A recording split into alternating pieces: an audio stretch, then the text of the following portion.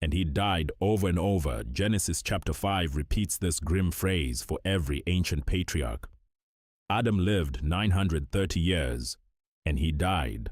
Seth lived 912 years, and he died. Enosh, Kenan, Mahalalel all died. But then, this terrifying repetitive rhythm suddenly shatters. Enoch walked with God, and he was no more, for God took him. No grave, no body, no death. For thousands of years, traditional teachings have told us God simply took Enoch up to heaven as a quiet reward for being a righteous man. But ancient, suppressed texts reveal a much darker, far more terrifying reality unfolding on earth at that exact moment. Enoch wasn't just being rewarded, he was being extracted. Right as the planet was being hijacked by the Watchers, and the Nephilim began their violent corruption of humanity, Enoch was pulled directly into the cosmic crossfire between the Creator and fallen angels. He was given a mission so dangerous and shown ancient secrets so forbidden that leaving him on earth was no longer an option. Why did God really pull Enoch off the earth alive? And what shocking, apocalyptic prophecy did the man who bypassed death leave behind for our exact generation? The real answer has been hidden for centuries, and it all starts with a single, bizarre secret buried deep inside Genesis 5:24.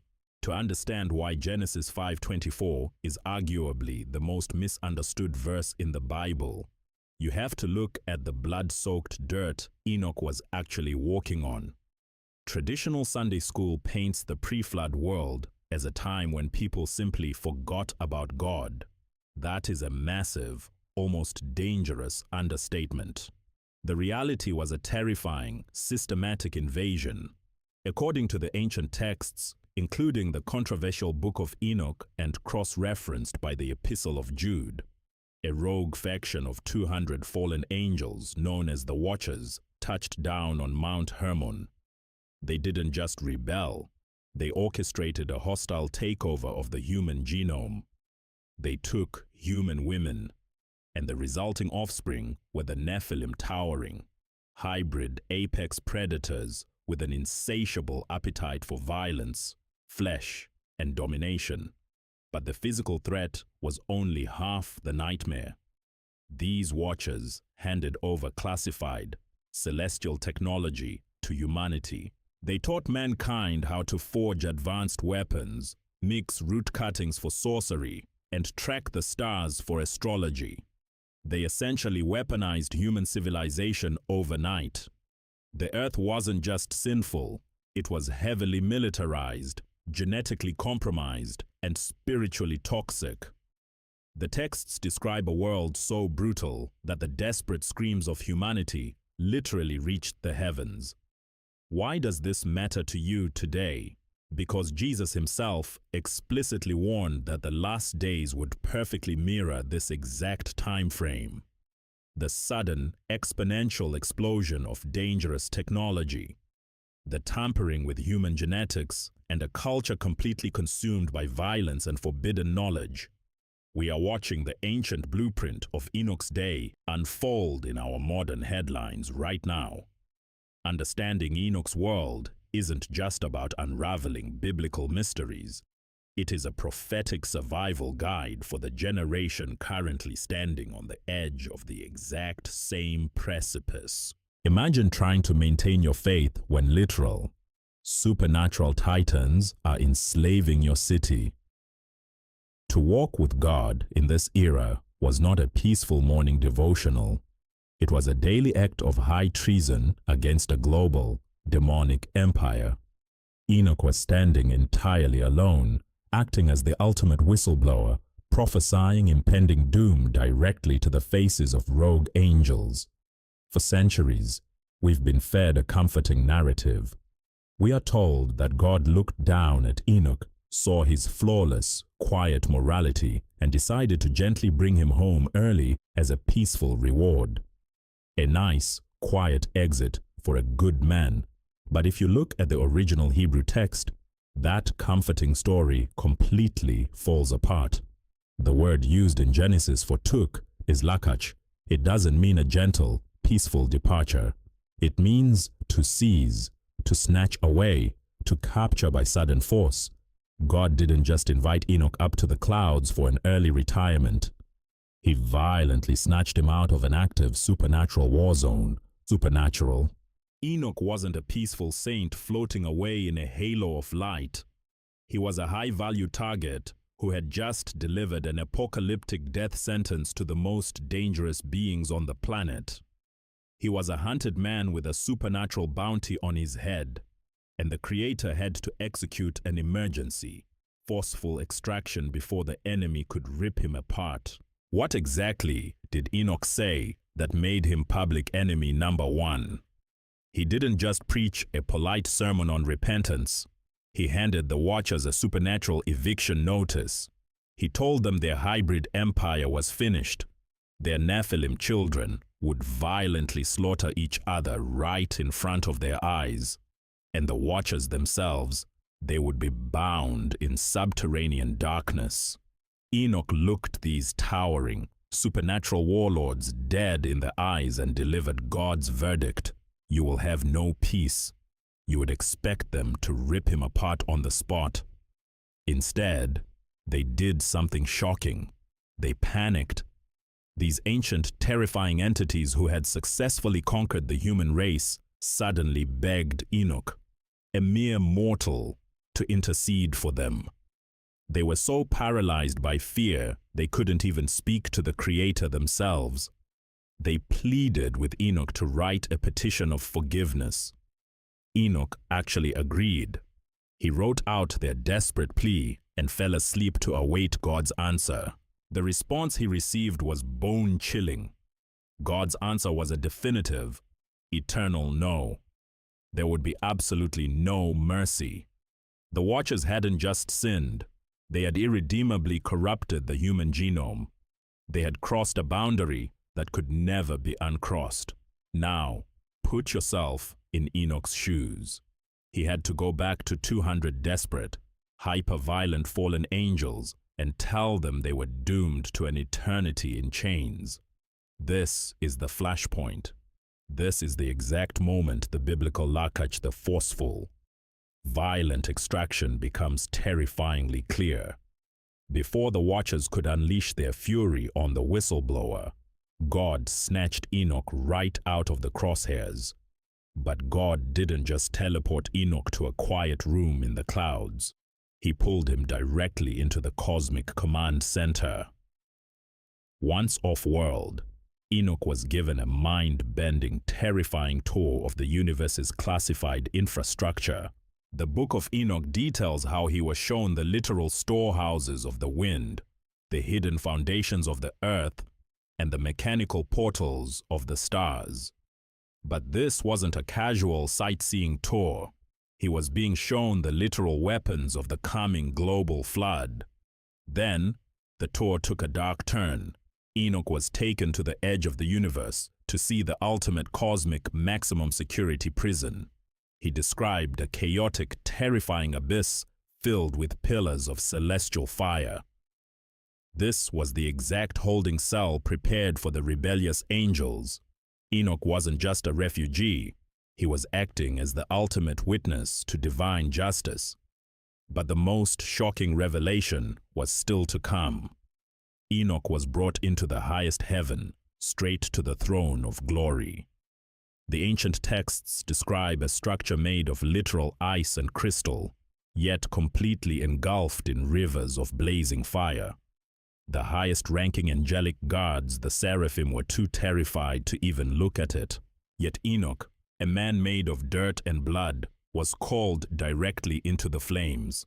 Why? Because Enoch wasn't just visiting. He was being weaponized.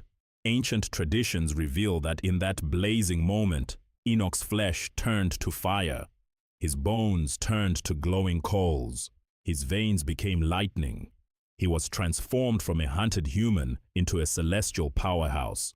But God didn't give him this massive upgrade just to let him rest. He was given access to the ultimate classified intelligence, the end of the human story. Enoch bypassed thousands of years of human history and looked directly at our exact generation. When Enoch stood in that blazing celestial throne room, his flesh turned to light, staring down the corridors of time. He didn't focus on the empires of Rome or the rise and fall of ancient kingdoms. His gaze locked directly onto the final days of human history. He saw our generation, and what he witnessed made him pen a prophecy so explosive that the Apostle Jude permanently cemented it into the New Testament thousands of years later. Enoch looked at the end of the age and saw his own ancient nightmare repeating itself in real time. He saw a world once again seduced by the forbidden knowledge of the Watchers. He saw humanity aggressively tampering with the genetic code, arrogantly altering the very building blocks of life just as the fallen angels had done. He saw a culture drowning in unapologetic violence, advanced weaponry, and a complete spiritual blackout. He realized that the days before the flood weren't just a sealed historical event, they were a terrifying, cyclical blueprint. The demonic empire he had risked his life to expose was scheduled for a massive, global encore. But Enoch didn't just see the encroaching darkness. He saw the ultimate, earth-shattering resolution. He delivered a warning that echoes straight into our modern headlines. Behold, the Lord comes with 10,000s of his holy ones to execute judgment on all. He foresaw the precise moment the Creator would rip the sky open to permanently dismantle the enemy's hijacked matrix. This brings us to the ultimate, mind-blowing truth hidden in the dirt of Genesis 5:24. Why did God really pull Enoch off the earth alive? It wasn't just a localized rescue mission. It was a prophetic prototype. God used Enoch's extraction to leave a permanent, unbreakable guarantee for the generation standing at the absolute edge of the world. Enoch is the living, breathing blueprint of the ultimate escape. That ancient Hebrew word, lakach the violent, sudden snatching away from danger, is the exact same concept the New Testament Greek identifies as the harpazo. The rapture, the sudden, forceful evacuation of God's people right before the final wrath of heaven is unleashed on a thoroughly corrupted, irredeemable planet. Enoch's translation was meant to prove, thousands of years in advance, that God will never leave his most loyal operatives behind enemy lines when the final bombardment begins. To walk with God in our modern age is exactly what it was in Enoch's day. It is a daily act of radical spiritual defiance. It means standing as a whistleblower in a culture that actively celebrates the exact evils that once destroyed the world. It means refusing to bow to the digitized, modernized systems of the Watchers, even when you are entirely outnumbered.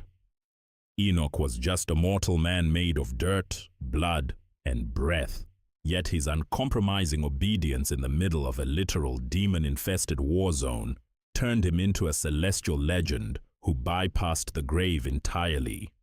His empty tomb is a shouting, prophetic promise spanning across the millennia. It tells us that no matter how dark the world gets, no matter how heavily weaponized or spiritually toxic the culture becomes, the Creator's eyes are locked on his people. And just when the enemy thinks they finally have the righteous completely surrounded, the heavens will tear open. There is an emergency, forceful extraction coming. And just like the man who stared down the Nephilim, those who fiercely walk with God in the middle of this fallen world will suddenly be no more. But until that sky tears open, you are still stationed behind enemy lines. The modern matrix of the Watchers is accelerating, and the global deception is getting more sophisticated by the second. If you want to stand as a radical whistleblower in this generation, just like Enoch did, you cannot afford to be spiritually blind to the dark blueprint they are rolling out right in front of us. That is exactly why we are uncovering these suppressed prophecies and decoding the ancient warnings that mainstream culture desperately wants buried. If you are ready to walk fiercely with the Creator and refuse to bow to this digital Babylon, make sure you are subscribed to join the remnant of believers who are actively paying attention. You need to know exactly how deep this deception goes and what these fallen entities are planning next. Enoch saw their original rebellion, but what happened to the offspring of those rogue angels? The Nephilim didn't just vanish into the flood waters. Their dark legacy is still manipulating human history today. Click the video on your screen right now to uncover the terrifying truth about the Nephilim's modern agenda and arm yourself for the days ahead.